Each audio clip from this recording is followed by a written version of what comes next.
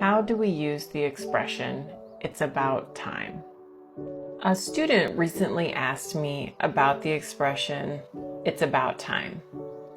And this is a great expression. There are actually two ways that we use this expression. So the first way that we use this expression is to mean that it is almost time for something to happen. So we may look at our watch and say, "Oh, it's about time to leave," if we're getting ready to go somewhere. Or, "Oh, it's about time for bed." You know, if you're a parent, maybe you say this to your children. You know, "It's about time for bed. Let's go to bed." And we can use these two interchangeably. I could say it's almost time to go, or it's about time to go.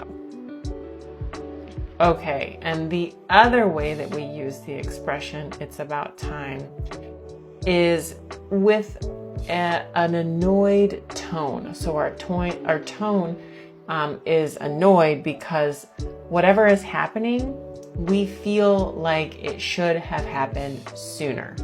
For example, maybe you have been waiting for a while for your friend to show up.